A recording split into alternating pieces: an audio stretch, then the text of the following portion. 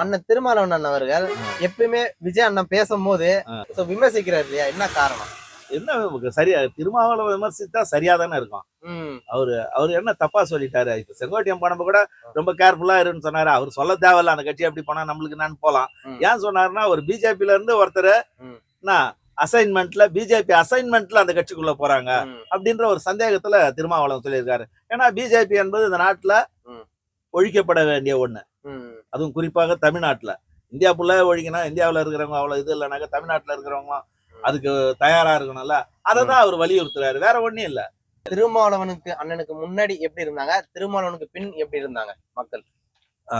இது ஒரு நல்ல ஒரு 10 ஆண்டு காலம் அவர் தேர்தல் பாதையை தேர்ந்தெடுக்கல. அவர் ஒரு வேற மாதிரியான பாதையில இருந்தாரு. அதுக்கப்புறம் அவர் தேர்தல் பாதைக்கு வரத்துக்கு முன்ன தன்னுடைய மக்களை விடுதலை பெற வேண்டும் என்றார். ரோட்ல நடக்காத ஊர்ல நடக்க வச்சு காட்டினாரு. தோல்ல துண்டு போடாத சொன்ன இடத்துல துண்டு போட வச்சாரு. கொஞ்ச நாள் பொறுத்து திருப்பி அடிக்கவும் வச்சாரு. யார அடிச்சாருனாக்கா அவங்கள அடிக்கிறவங்கள அடிக்க சொன்னாரு கண்டியா. அவர் யாரையும் அது ரொம்ப இன்னும் கொஞ்சம் வேற மாதிரி சொல்றேன்னாக்கா, அம்பேத்கர் பண்ணல சொன்னா கற்பி கூடு கலக்குன்னு. கற்பி கூடு கலக்கு புரட்சி செய்யினாரு அம்பேத்கர். அததான் இவர் இப்படி சொன்னாரு. இது உலகம் ஃபுல்லா இருக்கிற எல்லாருக்கும் அது சேரும். அது சில பேர் நினைச்சுக்கிறாங்க அவங்களுக்கு மட்டும்தான் சொல்லிக்கிட்டாங்க அப்படின்ட்டு. அப்படிலாம் இல்ல. இது உலகம் ஃபுல்லா இருக்கிற விளிம்பு நிலை மனிதர்கள், ஒடுக்கப்பட்ட மனிதர்கள் அத்தனை பேருக்கும் அது பொருந்தும். ஓகேண்ணா. திருமாவளவனுக்கு முன்னாடி எப்படி இருந்தாங்க மக்கள்? இல்ல அப்படி இல்ல. பொதுவாவே சமூக மாற்றம் என்பது காலத்தின் கட்டாயம், மாறியே தீரும். 60களில் இருந்த நிலைமை இன்னைக்கு உண்டா? இல்ல. ஏன் இல்ல? ஏன் இல்லைன்னாக்கா அவன் விழிப்புணர்வு அடைகிறான். கல்வி அவனை விழிப்புணர்வு அடைய செய்த. அதுக்கு மேல அதுக்கு உந்து சக்தியாக திருமாவளவன் போன்ற அமைப்புகள், கட்சிகள் முன்னெடுத்த விஷயங்கள் மிகப்பெரிய இதுவாயிடுது. அதனால அவங்க எப்பயுமே ரொம்ப எப்பயுமே நல்ல இதுவா போய்கிட்டு இருக்கிறாங்க. அவங்களுக்கான உந்து சக்தி திருமாவளவனுக்கு பின்னாடிதான் ஒரு மிகப்பெரிய மாற்றம் ஏற்பட்டது. என்னென்ன மாற்றங்கள்லாம் உருவாச்சு? சமூக அந்தஸ்து வேற இல்ல. நிறைய பேர் என்ன சொல்றாங்கன்னா, நான் பப்ளிக் எடுக்கும் போது திருமாவளவனுக்கு முன்னாடி எப்படி இருந்தாங்கன்னாக்கா, ரோட்ல பாத்தீங்கன்னா நடந்து போக முடியாது, கால்ல செருப்போட, சொந்த சைக்கிள்ல ஏறி போக முடியாது, நீட்டா ட்ரெஸ் பண்ணிக்கிட்டு போக கூடாதுன்னுவான். அப்படிலாம் இருந்த கொடுமைகள் குஞ்சினே போகணும். ஆமா. ஆனா திருமாவளவனுக்கு பின்பு இது எல்லாமே ஒரு மாற்றங்கள் உருவாச்சு. எந்த உண்மை? உண்மைதான். இன்றைக்கு நீங்க போய் பாருங்க. இங்க இருந்து சென்னையில இருந்து கன்னியாகுமரி வரலாம் இருக்கிற அத்தனை இதுலயும் அவருக்கு முகாம்கள் உண்டு. முகாம் கிளை இல்லாத ஊரே இல்ல. அப்படிதான் நான் சொல்லுவேன். சில இடத்துல இன்னும் கூட கொடியாத்த விட மாட்டேன்றான். எவ்வளவு பெரிய வன்முறை இது. ஜனநாயக நாட்டுல ஒரு கொடியாத்த கூட விட மாட்டோம்னா இன்னும் என்ன நடக்குது? இன்னும் கூட சுடுகாட்டுக்கு பாதை இல்லாத கிட்டத்தட்ட 300-400 கிராமங்கள் இருக்கிறது இன்னைக்கும்.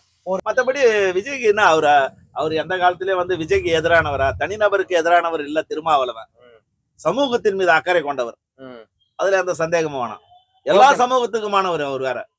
ஓகேண்ணா. நிறைய பேர் நான் கேக்குறாங்கண்ணா கேள்வி. தமிழக வெற்றி கழகம், விடுதலை சிறுத்தை கட்சி எப்போ வருவாங்க நம்ம கூட்டணின்னு தவமா இருக்கிறாங்க ஒரு பக்கம். திருமாவளவன் என்ன பாத்தீங்கன்னாக்கா, விஜய் அண்ணனை நான் கூட்டணிலாம் வர மாட்டேன், விசிகால இருக்கக்கூடிய நிர்வாகிகள் ஒருத்தர் சொல்லிடுற கூத்தாடி பின்னணியில நாங்கள போக மாட்டோம், நாங்க போய் கூட்டணியில போறோம்னாக்கா அவங்க கிட்ட எத்தனை ஓட்டு பெர்சன்டேஜ் இருக்கு அப்படின்னு கேக்குறாங்க இல்லையா? அந்த கேள்விகள் எல்லாம் எப்படி இருக்கு? அது இல்லாம இது லாஜிக்கலாவே ஒத்து வராது. ஏன்னா திருமாவளவன்றது பாத்தீங்கன்னாக்கா அவர் ஒரு தத்துவ ரீதியா தன்னுடைய தொண்டர்களை வளர்த்து எடுத்தவர். அரசியல் படுத்தணும்ன்றாரு. அவர்கிட்ட இருக்கிறவங்கள அரசியல் படுத்தணும்ன்றாரு. அதனால அரசியல் படுத்தப்பட்ட ஒருத்தர் இவங்க கிட்ட இருக்கவே முடியாது. அது இல்லாம கூட்டணின்னா திருமாவளவன் வராருன்னா பிஜேபி நாளைக்கு எத்தனாயிரம் கோடி வேணும், உங்களுக்கு என்ன பதவி வேணும், அத்தனையும் தருவதற்கு தயாரா இருப்பாங்க பிஜேபில. ஆமா. என்ன பின்ன திருமாவளவன் இந்தியாவிலேயே சரிதான் என்ன அசைச்சு பார்க்க முடியாத ஒரு தலைவனா இருக்கிறவரு தலித் இதுல.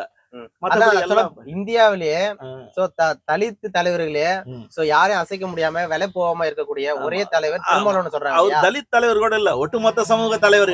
அதை பத்தி நினைக்கிறீங்க? ஆமா. இப்பதான் நான் சொல்றேன், அவர் யாராலையும் விலை பேச முடியாத தலைவரா இருக்கிறாரு. அவரே சொல்லியிருக்காரு, இங்க சீட்டுக்காகவோ எதுக்காகவோ நாங்க இந்த திமுகவில் இல்ல. அவர் பெரியாருடைய கொள்கை, அந்த சித்தாந்த வழியில திமுக போகுது, எங்க கொள்கையும் அதோட ஒத்து போகுது. பெரியார் மட்டும் இல்ல, அம்பேத்கருடைய இதுவும் போகுது. அதனால நாங்க அவங்களோட தான் இருப்போம். சீட்டு ஒரு பெரிய விஷயமே இல்ல. ம். அது இல்லாம ஒரு மேடையில சொன்னாரு, நாளைக்கே இந்த தேர்தல் பாதை வேணாம்னு நான் எடுத்து போட்டு போயிடுவேன், என் பின்னாடி வந்தா வாங்க, வரலன்னா இதுக்கு முன்னாடி ஒரு சீட்டுல எனக்கு ராஜினாமா பண்ணிட்டு போகணும் வருதுன்னு. ஆமா. அது இதெல்லாம் யாரும் பண்ண முடியாது. ம். கொள்கை உள்ளவர்கள் மட்டும்தான் பண்ண முடியும். ம். அதனால அந்த விஷயத்துல திருமாவளவனை மிஞ்சுவதற்கு ஓகேண்ணே.